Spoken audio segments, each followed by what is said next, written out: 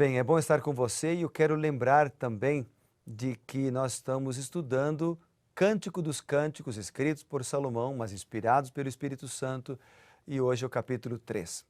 Um livro que fala de amor, o amor verdadeiro em contraste com a paixão, que fala da família, fala do casamento, mas fala também por alegoria do amor do nosso Pai, de nosso Senhor Jesus Cristo. Aquele que nos ama muito mais do que o noivo ama a sua noiva ou a noiva ama o seu noivo. Aquele que nos ama acima de tudo. E é por isso que antes de nós ouvirmos a voz de Deus hoje, nós vamos conversar com Ele pedindo sabedoria dos céus para entender o capítulo 3 de Cântico dos Cânticos. Vamos orar? Se você puder, feche seus olhos. Bondoso Deus e Pai, obrigado pela oportunidade de estudarmos a Bíblia, a Tua Palavra. Agora pedimos sabedoria mais uma vez para ouvir a Tua voz. Em nome de Jesus, amém. Muito bem, Cântico dos Cânticos de Salomão, capítulo 3. É uma continuação do mesmo pensamento, da mesma linha de pensamento que nós vimos ontem, quando havia ali um diálogo entre o noivo e a noiva, né? E nós terminamos o capítulo 2 falando que aquela parte ali do versículo 16, esse texto é uma ilustração da afetuosa relação de Cristo com seu povo. Você lembra? Então aqui nós também temos esta ilustração. Vamos destacar alguns versículos que para mim falaram-se ao meu coração. Além disso, quero dizer para você, eu sempre falo isso aqui, não se contente com apenas ouvir esta mensagem ou assistir a esta mensagem. Seria interessante que você parasse, abrisse sua Bíblia, lesse a palavra de Deus para você ouvir a voz de Deus, porque Deus vai falar com você através da Bíblia. Deus fala com a nossa Bíblia, é a carta de amor de Deus para nós. Eu destaquei os seguintes versos. Vamos lá. O versículo 1. De noite, no meu leito, busquei o meu amado da minha alma, busquei-o e não o achei.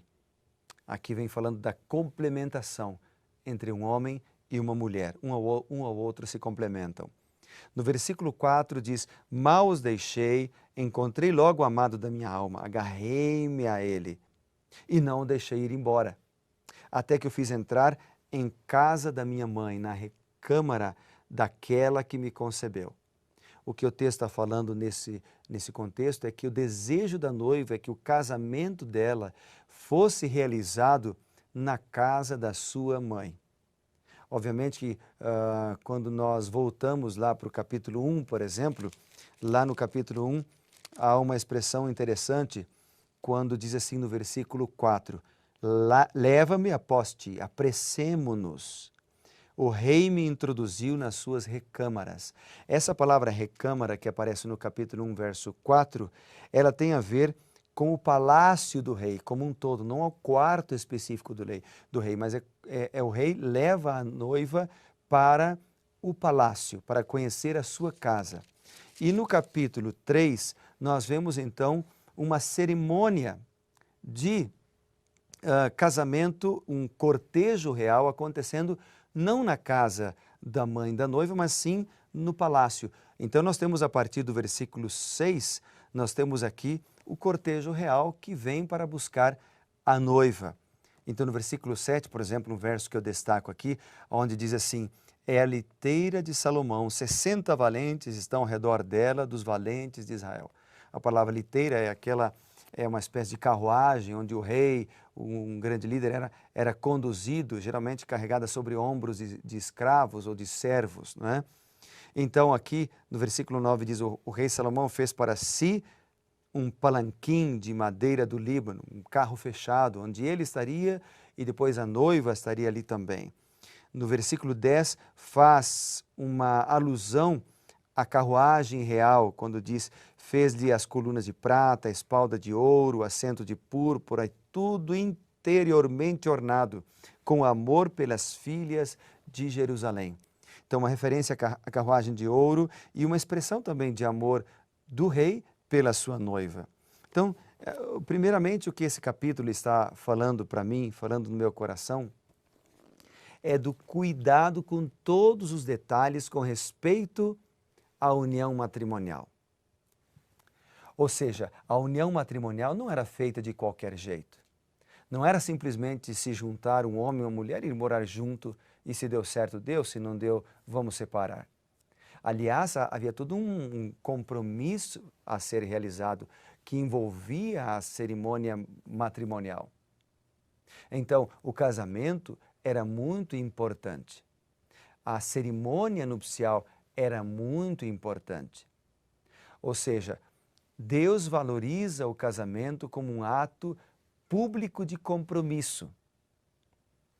E hoje parece que a questão do compromisso matrimonial se perdeu.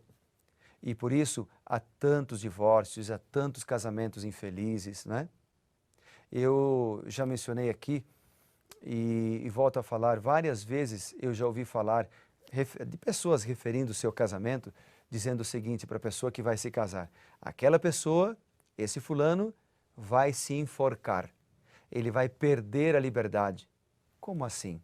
Que conceito é esse de casamento?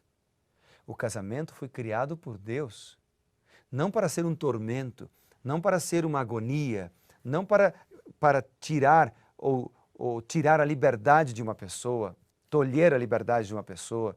Pelo contrário, o casamento foi um presente dado por Deus para o ser humano para que esse fosse feliz. Por outro lado, o casamento é muitas vezes utilizado na Bíblia, inclusive por Jesus Cristo, como uma ilustração da segunda vinda de Cristo. E aqui nós temos também esta ilustração. Eu me lembrei disso quando eu li Cânticos capítulo 3. O noivo vindo com seu cortejo, com a carruagem adornada para receber a noiva. Sabe, o Novo Testamento, aliás, por cerca de 2.500 vezes na Bíblia, nós lemos sobre a volta de Jesus. O Novo Testamento várias vezes fala da volta de Jesus. Jesus comparou a sua segunda vinda com uma festa de casamento, com um cortejo de casamento, onde o noivo vem juntamente com toda uma comitiva para buscar a noiva. E o Novo Testamento mostra que Jesus Cristo virá com poder e grande glória para buscar a igreja, com os seus anjos, milhares e milhares de anjos, para buscar a igreja. E ele mesmo disse lá em São João capítulo 14, ele diz: não se turbe o vosso coração, credes em Deus, crede também em mim. Na casa de meu pai há muitas moradas. Se não fosse assim, eu vou-lhe teria dito, pois vou preparar-vos lugar. E quando eu for e vos preparar lugar, eu voltarei e vos receberei para mim mesmo, para que onde eu estou, disse Jesus, estejais vós também. E quando nós lemos em Mateus capítulo 24, versos 30 e 31, por exemplo, ou em 1 Coríntios capítulo 15, 1 Tessalonicenses capítulo 4 e tantos outros capítulos do Novo Testamento e do Antigo também, nós vemos esta grande promessa da Bíblia: Jesus virá com poder e grande glória para buscar a sua noiva, a igreja. Ele nos ama, Ele deu sua vida por nós na cruz do Calvário, Ele deu sua vida por você, Ele intercede por você hoje. Mas não apenas intercede, não apenas deu sua vida, Ele voltará para nos buscar. Então, quando eu li capítulo 3 de Cântico dos Cânticos, eu me lembrei da importância do casamento, eu me lembrei da importância de valorizar a esposa que Deus me deu, eu me lembrei da importância de pedir a Deus que abençoe a minha esposa cada vez mais, para que ela seja uma mulher protegida e cuidada por Deus. Eu me lembrei de pedir a Deus uma bênção especial sobre mim também, para que eu possa ser o sacerdote do lar, para que eu possa ser um bom marido, para que eu possa valorizá-la. Eu me lembrei da importância, por exemplo, de como Salomão aqui organizou a liteira, organizou todos os detalhes para buscar a noiva. Eu me lembrei da importância de nós, homens, de organizarmos todos os detalhes para levarmos a nossa família, a nossa esposa na presença de Deus a cada manhã, a cada dia. Sabe, Deus nos colocou no lar como sacerdote do lar para cuidar da nossa família, espiritualmente falando. Mas eu lembrei também de Jesus Cristo, do quanto Ele cuida de nós, da nossa família, da nossa casa, de mim e de você. Então Deus quer ter um encontro conosco cada manhã. Ele quer cuidar de você, Ele quer nos abençoar. Mas nós temos que tomar a decisão de ir ao encontro dEle cada dia, de buscá-lo de maneira mais íntima, de maneira mais profunda, orar pela nossa casa, pelo cônjuge, pelos filhos, colocá-los na presença do Senhor. Organizar, como Salomão organizou aqui a liteira, organizar a nossa casa espiritualmente falando. Deus cuidará de ti. Vamos orar juntos por isso? Bondoso Deus e Pai, abençoa a nossa casa, abençoa a nossa família, abençoa de maneira muito especial, Senhor Deus, a cada um de nós nesse momento. Derrama Teu Santo Espírito sobre nós e abençoa-nos em todos os dias da nossa vida, pois oramos em nome de Jesus. Amém.